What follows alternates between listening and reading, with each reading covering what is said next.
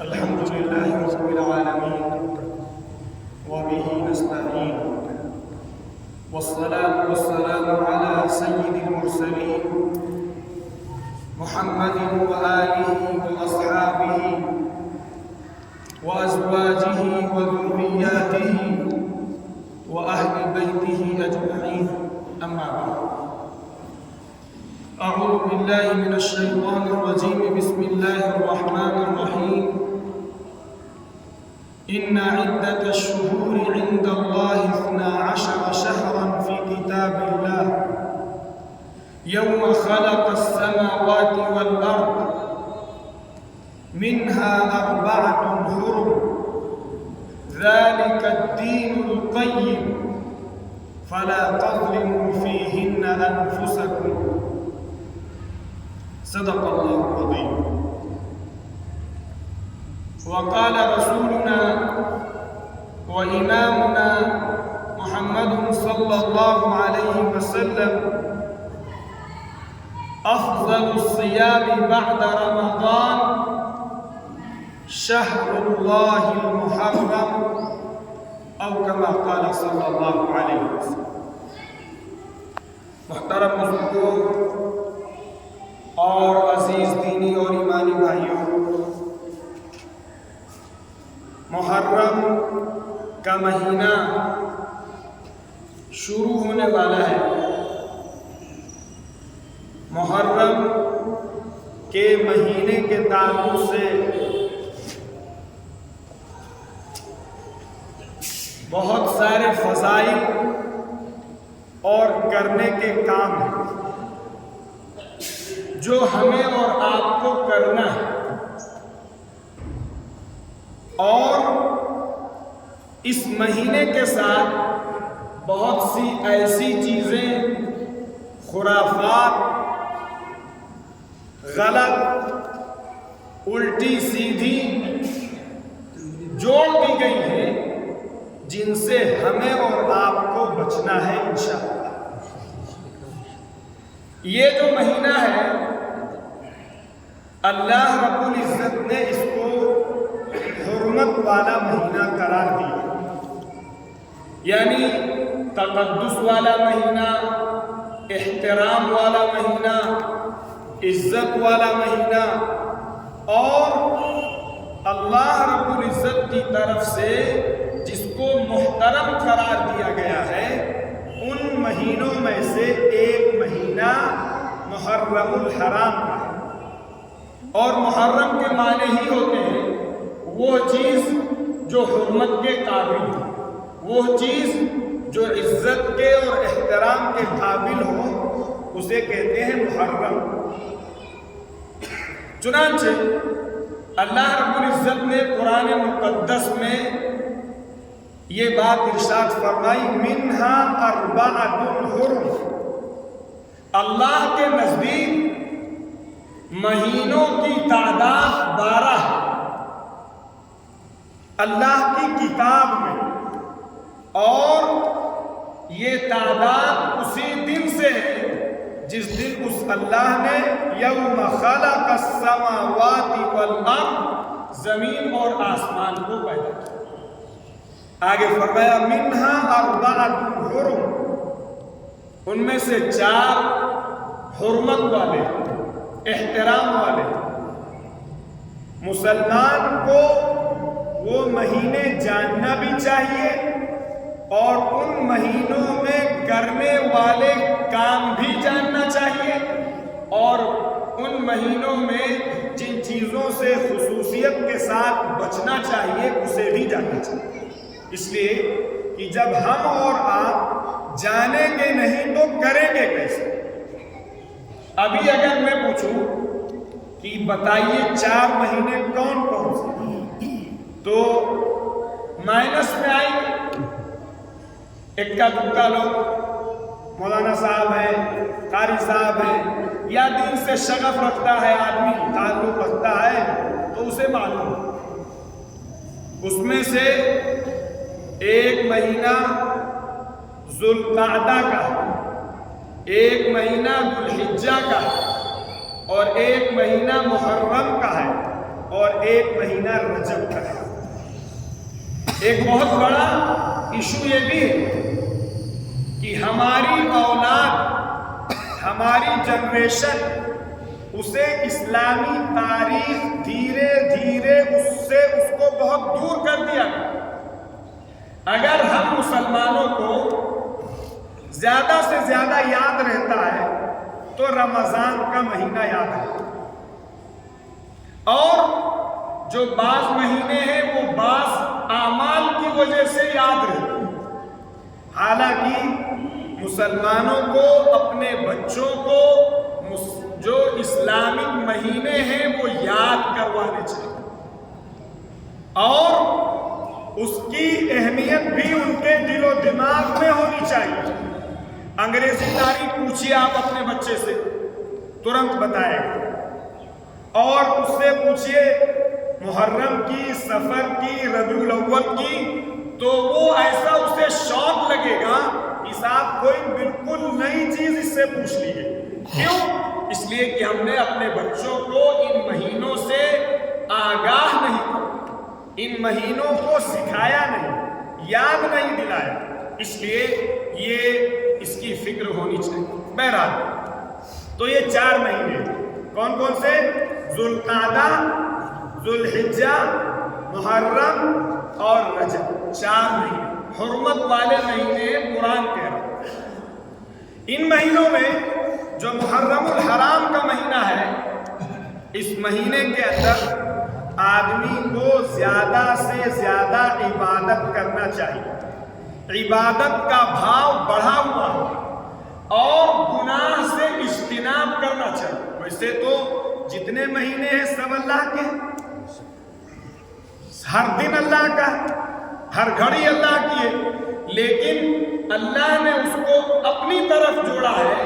حضور اکرم صلی اللہ علیہ وسلم نے اس کو اللہ کا مہینہ کہا ہے۔ اس کی بنیاد پر اس کا تقدس، اس کی عظمت، اس کا احترام، اس کی رفعت، اس کی بلندی بڑھ جاتی۔ جیسے دنیا کے اندر جتنے گھر ہیں، جتنی مسجدیں ہیں، سب کیا ہے؟ ارے بولو، اللہ کا گھر ہے، لیکن بیت اللہ، کعبۃ اللہ، اس کو اللہ رب العزت نے اپنے ساتھ جوڑ دیا، اس لیے اس کی حرمت، اس کا تقدس، اس کی عظمت بڑھ جائے۔ بہرحال اس مہینے میں چند کام ہیں جو کرنے کے ہیں۔ پہلی چیز میں نے بتائی کہ آدمی زیادہ سے زیادہ عبادت کرنے کی کوشش کرے۔ دوسری چیز، اس مہینے کے اندر خصوصیت کے ساتھ آدمی کو، مسلمان کو روزہ رکھنا چاہیے۔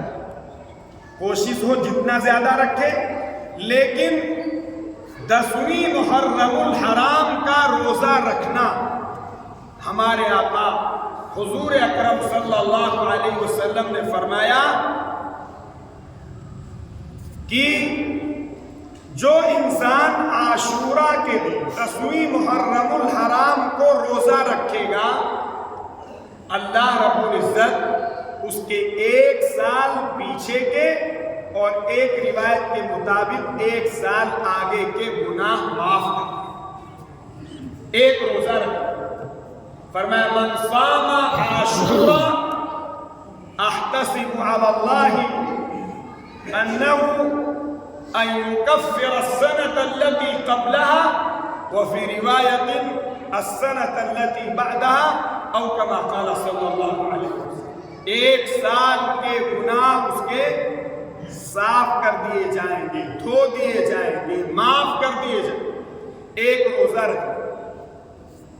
اور یہ حضور اکرم صلی اللہ علیہ وسلم نے یہ بھی ارشاد فرمایا کہ جب آپ مدینہ تشریف لائے اور آپ نے دیکھا کہ یہودی لوگ اس دن روزہ رکھتے، آپ نے معلوم کیا، آپ کو معلوم ہوا کہ بنو اسرائیل کو اور حضرت موسیٰ علیہ السلام کو اللہ رب العزت نے فرعون کے ظلم و استبداد سے، فرعون کی درندگی اور اس کے انتہائی جو اس کا خونخوار رویہ تھا، اللہ رب العزت نے اس سے موسیٰ علیہ السلام کو اور بنو اسرائیل کو آزاد کر، تو وہ لوگ اس کے شکرانے میں روزہ رکھتے ہیں۔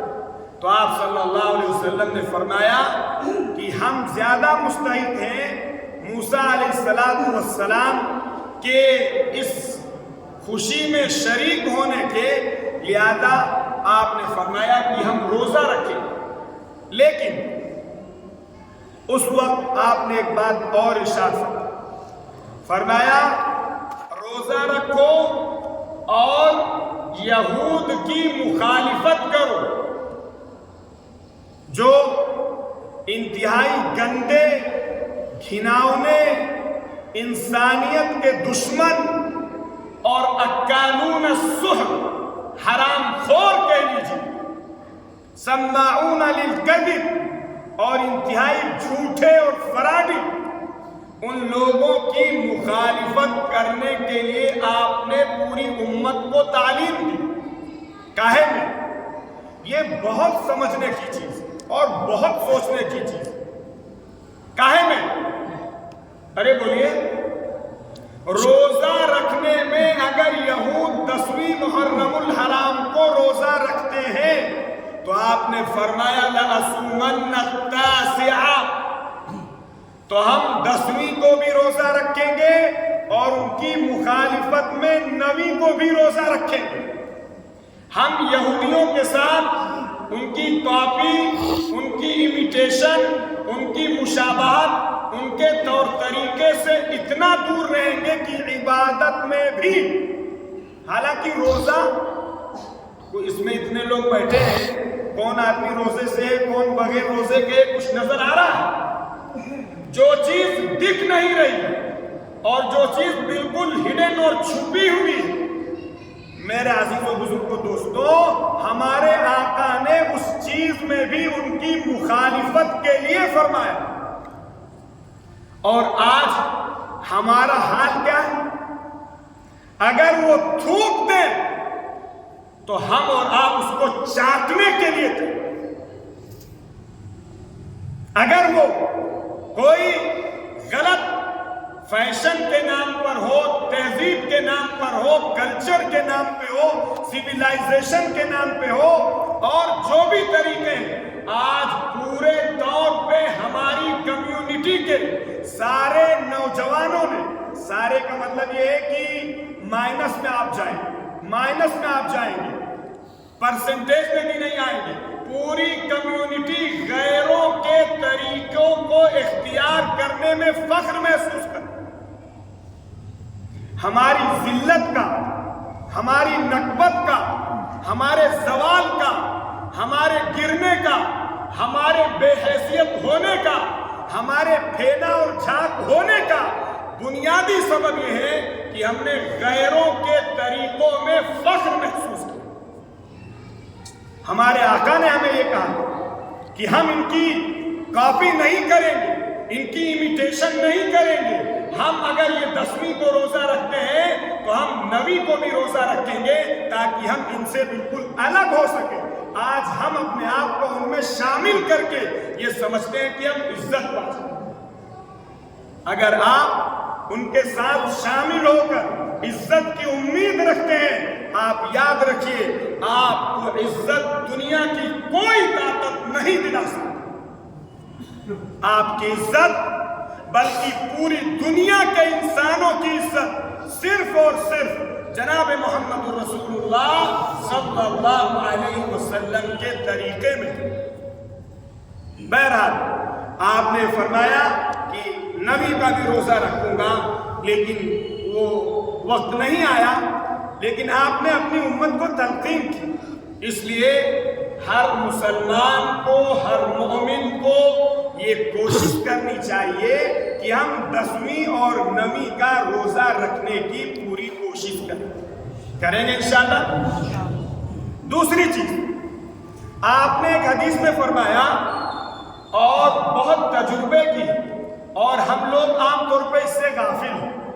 ہر آدمی ہم میں سے روزی کی برکت تلاش کر رہا ہے، روزی کے لیے بھاگ دوڑ کر رہا ہے کہ اللہ تعالیٰ اس کی روزی میں برکت دے دے، اس کی روزی میں وسعت ہو جائے، اس کی روزی میں فراخی ہو جائے، اور آدمی اس کے لیے کوشش کرتا ہے، تگ و دو کرتا ہے، دوڑ دھوپ کرتا ہے۔ فرمایا ایک صحابی کے بارے میں آتا ہے کہ 40 سال تک انہوں نے اسے آزما کہ 10ویں محرم الحرام کے دن جو بندہ اور بندی، مرد یا عورت اپنے دسترخوان کو وسیع کرے گا، اللہ تعالیٰ اس کی برکت سے پورے سال اس کے دسترخوان کو وسیع کرے گا۔ یہاں تک علماء نے لکھا ہے کہ اگر ہم اپنے بچوں کو ہر روز 5 روپیہ دیتے ہیں، 10 روپیہ دیتے ہیں، تو ہماری یہ کوشش ہو عاشورہ کے یعنی 10ویں محرم الحرام کے دن ہمیں اس بات کی تلقین کی گئی ہے کہ ہم اپنے بچوں کا نان و نفقہ ان کو بڑھا کے دیں، تو ہم اس کو 5 سے 10، 10 سے 15 اپنی استطاعت کے حساب سے اپنے ہاتھ کو پھیلائیں اور بڑھائیں، اپنے گھر کا دسترخوان وسیع کریں۔ اپنے گھر کے دسترخوان پہ اگر نارملی ہمارے یہاں 1 چیز پکتی تھی تو کوشش ہو کہ اس دن 2 چیز پکے، کوشش یہ ہو کہ اس دن 3 چیز پکے، دسترخوان پہ زیادہ ڈشز آئیں۔ کیوں؟ فرمایا جو آدمی 10ویں محرم الحرام کو اپنے دسترخوان کو وسیع کرے گا، اپنے اہل و عیال پہ، اپنے ابا اماں، اپنی فیملی کے ممبروں پہ، اللہ رب العزت اس کی برکت سے سال بھر اس کے دسترخوان کو وسیع کرے۔ اس لیے ہر آدمی یہ بھی نیت کرے، یہ تعلیمات ہیں جو ہمیں دی گئی، ان تعلیمات کو چھوڑ کر میرے عزیز و بزرگ دوستو ہم دوسری رسومات اور خرافات میں مبتلا ہوں۔ ہمیں روزہ رکھنے کے لیے کہا گیا تھا، روزے سے ہم دور چلے گئے۔ ہمیں اپنے بچوں کو اسلامک جو کیلنڈر ہے اور اسلامک جو چیزیں ہیں ان سے اویئر کرانا چاہیے، ان سے آگاہ کرانا چاہیے، تو آج ان کو اپنے مہینے بھی معلوم نہیں، ان کو اپنی تاریخ کے بارے میں کوئی پتہ نہیں، اور ایک بات یہ چل پڑی ہے کہ صاحب وہ ہیپی نیو ایئر اسلامک کہہ دیا جائے، بس وہ ہیپی ہو جائے۔ ارے کوئی چیز اگر کہنے سے ہونے والی ہوتی تو صاحب پھر سارے لوگوں کا سال ہیپی ہی ہوتا، کسی کا ہیپی نہ ہوتا۔ اس موقع سے ہمیں کیا کرنا چاہیے؟ اس موقع سے، بلکہ اس موقع سے کیا، مسلمان کو ہر دن، ہر سورج غروب ہوتے وقت، ہر سورج طلوع ہوتے وقت، نہیں تو ہفتے میں، نہیں تو مہینے میں، نہیں تو سال میں مسلمان کو بیٹھنا چاہیے، وضو کرے، وضو کرنے کے بعد 2 رکعت نماز صلاۃ التوبہ پڑھے اور اللہ کے سامنے بیٹھے، اور اس کے بعد اپنے سال بھر کی زندگی پر غور کرے کہ جو ہم نے سال گزارا ہے اللہ کے حکموں کے مطابق گزارا ہے، نبی کے طریقے کے مطابق گزارا ہے، لوگوں کی خدمت کر کے گزارا ہے، اماں ابا کی خدمت کر کے گزارا ہے، بیوی کے حق دے کے گزارا ہے، بچوں کی تربیت کے ساتھ گزارا ہے، پڑوسیوں کے حقوق کو ادا کر کے گزارا ہے، ایک ایک انسان کی بھلائی اور خیرخواہی کے جذبے کے ساتھ گزارا ہے۔ یہ غور کرے، جو اس کو اچھی چیز ملے اللہ کی تعریف کرے، اللہ کی حمد کرے، اللہ کا شکر ادا کرے، اس لیے کہ جو آدمی شکر ادا کرتا ہے اللہ تعالیٰ اسے اور دیتا۔ اللہ نے ہمیں نعمتیں دی، سال کے اندر ہمارے پاس مال آ گیا، ہمارے پاس اللہ کی طرف سے جو ہے وہ برکتیں آ گئی، تو آدمی دیکھے ایسا تو نہیں مال آنے کے بعد ہماری زندگی بدل گئی، مال آنے کے بعد ہمارے اندر تکبر پیدا ہو گیا، مال آنے کے بعد ہمارے اندر غرور پیدا ہو گیا، مال آنے کے بعد ہم نے اپنے جو معمولی حیثیت کے رشتہ دار سے ان سے سلام کرنے میں اپنی انسلٹ محسوس کرنے لگے، مال آنے کے بعد صاحب ہم تنے پھر رہے ہیں۔ ایسا تو نہیں ہوا۔ اگر ایسا ہوا ہے تو توبہ کریں، معافی مانگیں، گڑ گڑائے اللہ کے سامنے، اور جن کو ستایا ہے، جن کو پریشان کیا ہے، جن کے اوپر ظلم کیا ہے، جن کو حقارت کی نگاہ سے دیکھا ہے، آدمی جا کے ان سے معافی مانگے۔ خوب اچھی طرح دماغ میں رکھیے، یہ آدمی نہ سوچے کہ صاحب وہاں بتایا گیا تھا، مولانا صاحب نے بتایا تھا کہ جو آدمی ایک روزہ رکھ لے تو اس کے پچھلے سال کے سارے گناہ ارے بولو معاف ہو جاتے ہیں۔ یہ دماغ میں نہ آنے پائے کہ آپ کسی کو ستا کے، آپ کسی کا حق مار کے، آپ کسی پر ظلم کر کے، آپ کسی انسان کو گالی گلوچ اپنی طاقت کے زوم میں دے کے، اپنے مال کے نشے میں کسی کو پریشان کر کے ایک روزہ رکھ کے معافی کروا لیں گے۔ یہ دماغ سے کھرچ کے نکال دیجیے۔ آپ کعبۃ اللہ پہنچ جائیے، کعبے کا پردہ پکڑ لیجئے۔ میں اس لیے یہ کہہ رہا ہوں کہ شیطان ہم لوگوں کو دھوکہ دیتا ہے، کہتا ہے کہ ٹھیک ہے ایک ہرہی پڑھ کے جوت لیجئے اور ایک کیس ان کے اوپر داخل کر دیجئے، دور دور تک آدمی کا کوئی تعلق نہیں ہوتا ہے اس سے، نرا جھوٹ اور سری جھوٹ ہوتا ہے، اور یہ سوچتا ہے کہ بعد میں ہم توبہ کر لیں گے اللہ معاف کر دے گا۔ یہ شیطان کا دھوکہ ہے۔ یہ شیطان نے ہم لوگوں کو اپنی داؤں میں، اپنے جال میں پھنسا لیا ہے۔ آپ کو پہلے اس سے معافی مانگنی پڑے گی جس پر آپ نے ظلم کیا، آپ کو پہلے اس سے معافی مانگنی پڑے گی جس کا حق آپ نے دبایا، ورنہ آپ کعبۃ اللہ کا غلاف پکڑ کے بھی اگر اللہ کے سامنے تڑپیں گے اور روئیں گے اور گریوزاری کریں گے، خدا آپ کی اس غلطی کو معاف نہیں کرے گا جب تک کہ آپ اپنے بھائی سے اسے معاف نہیں کریں۔ اس لیے آدمی جو ہے اس کو دوسروں کے تعلق سے، دوسروں کے حقوق کے تعلق سے بہت محتاط رہنا چاہیے۔ تو میں یہ کہہ رہا تھا کہ آدمی اپنے سال کی چاہتا ہے اگر اس کا سال اچھا ہو، اس کا سال خوشگوار ہو جائے، اچھی نیتیں کریں۔ یہ نیت کریں ہمارے نوجوان ساتھی کہ سال کیا آج ہی سے ہماری کوئی فرض نماز نہیں چھوٹے گی، ہمارا کوئی غلط کام ہم نہیں کریں گے، اپنے نئے سال کا استقبال ہم اچھی انٹینشنز کے ساتھ، اچھی نیتوں کے ساتھ، اچھے جذبات کے ساتھ، اچھے عزائم کے ساتھ اور بہترین اچھی اعمال اور ایکٹیویٹیز کے ساتھ ہم اپنے سال کا آغاز کریں گے، اور اللہ سے دعا کریں کہ اللہ میں نے یہ نیتیں کی ہیں، یہ نیتیں کی ہیں، یہ نیتیں کی ہیں، اے اللہ ان نیتوں کو پورا آپ کروائیں گے۔ اے اللہ ہمارے اس آنے والے سال کو خوشیوں سے، نیکیوں سے، اچھائیوں سے، لوگوں کی خدمت سے، لوگوں کی سروس سے، لوگوں کی خدمت کر کے ان کا دل جیت لینے سے اے اللہ ہمارے اس سال کو ہیپی بنا دیجیے۔ اور جو برائیاں کی ہیں ہر آدمی جانتا ہے رات کی تنہائی میں اس نے کیا کیا ہے، دن کے اجالے میں اس نے کون سے گناہ کیے ہیں، کیسی لغزشیں کی ہیں، کیسے اللہ کے احکامات توڑے ہیں، کیسے اپنے نبی کے طریقے کا مذاق اڑایا ہے۔ اس پر وہ روئے، اس پر وہ توبہ کرے، اس پر وہ معافی مانگے، اور اس پر اللہ رب العزت سے اپنے آپ کے گناہوں کو معاف فرمائے۔ یہ ہے سال کے آغاز اور اختتام پر کرنے کے کام۔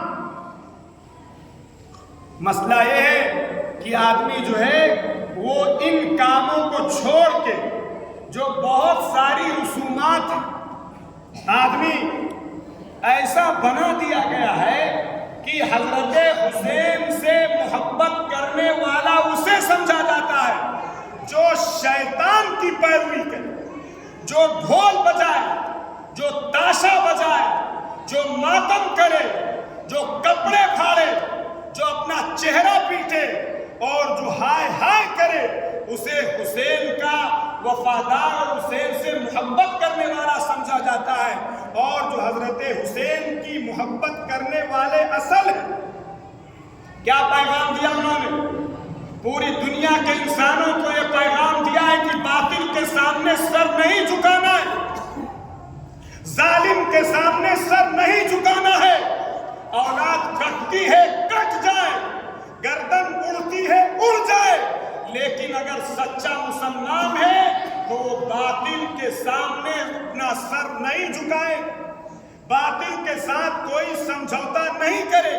آج ہمارا حال یہ ہے کہ ہم غیروں کی کاپی کریں، غیروں کی تقلید کریں، غیروں کے کپڑے پہنے، غیروں جیسے چہرے بنائیں، غیروں جیسے بزنس کریں، غیروں والی کوالٹیز اپنے اندر ڈالیں، اور اس کے بعد یہ سمجھیں کہ صاحب ڈھول مجیرہ پیٹ کے اور تاشا بجا کے ہم حضرت حسین کے وفادار بن جائیں گے۔ آپ کو جاننا چاہیے، آپ کو معلوم ہونا چاہیے تاشا کن لوگوں نے بجایا تھا، ڈھول کن لوگوں نے بجایا تھا، خوشیاں کن لوگوں نے منائی تھی۔ آپ کے گھر پہ یا میرے گھر پہ اگر آپ کو برا لگتا ہے، ہمارے گھر پہ کسی کی لاش رکھی ہو، وہاں ڈھول بجایا جائے آپ کو اچھا لگے؟ ارے بولیے، وہاں تاشا بجایا جائے آپ کو اچھا لگے گا؟ وہاں ڈانس کیا جائے آپ کو اچھا لگے گا؟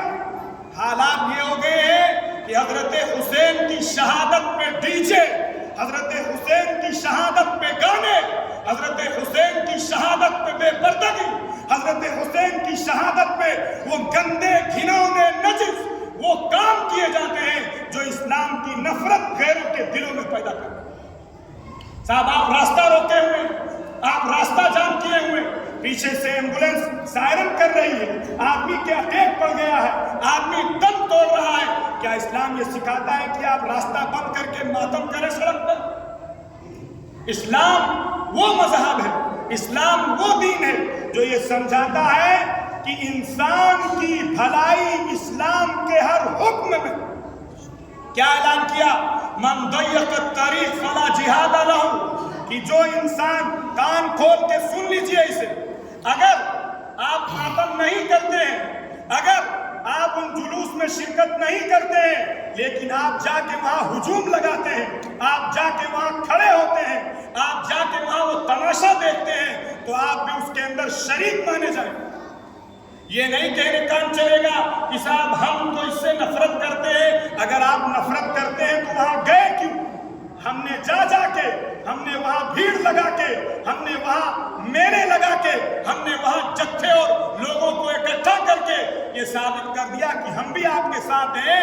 اگر ہماری وجہ سے میرے عزیز و بزرگوں دوستوں باطل کو کوئی تعاون ملتا ہے، اسی لیے قرآن کی ایک سری ہے وَلَا تَعَاوَنُوا عَلَى الْإِثْمِ وَالْعُدْوَانِ، دشمنی، نافرمانی، سرکشی اور اسم اور گناہ کے کاموں پر ہمارا کسی قسم کا کوئی کوپریشن نہیں ہوگا، یہ ہماری اپنی رسپانسبلٹی۔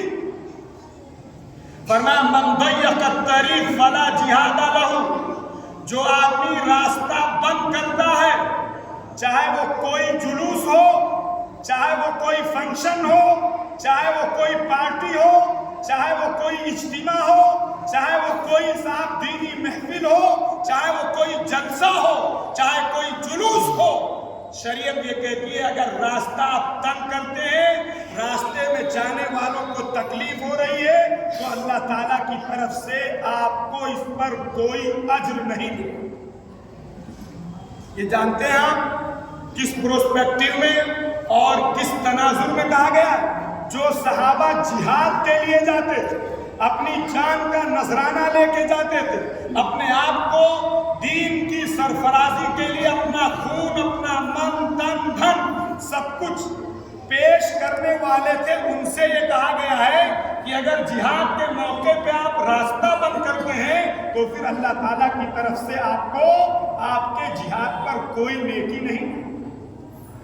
جب جہاد پہ یہ بات کہی گئی ہے میرے عزیز و بزرگوں دوستوں، تو پھر کسی جلوس کے لیے، کسی جلسے کے لیے، کسی اجتماع کے لیے، کسی پروگرام کے لیے، کسی فنکشن کے لیے، کسی جو ہے آرگنائزیشن کے لیے اس کا دور دور تک کوئی جواز نہیں ہے۔ باقی یہ تو محرم میں وہ تھے جو کام کرنے کے تھے. ہمیں روزہ رکھنا ہے 10ویں محرم الحرام کا، 9ویں محرم الحرام کا، اور غیروں کی کاپی سے اپنے آپ کو بچانا ہے اور اپنے دسترخوان کو وسیع کرنا ہے. اور جو 4 مہینے حرمت والے ہیں ان مہینوں میں گالی گلوچ سے، لڑائی جھگڑے سے اور ہر قسم کی برائی اور پاپ سے اپنے آپ کو بچانا ہے. باقی کچھ اعمال ہیں جن میں ہم انوالو ہوتے ہیں، انشاءاللہ وہ آئندہ ہفتے بتائے جائیں گے. اللہ تعالی ہم سب کو عمل کی توفیق عطا فرمائے. وآخر دعوانا الحمدللہ.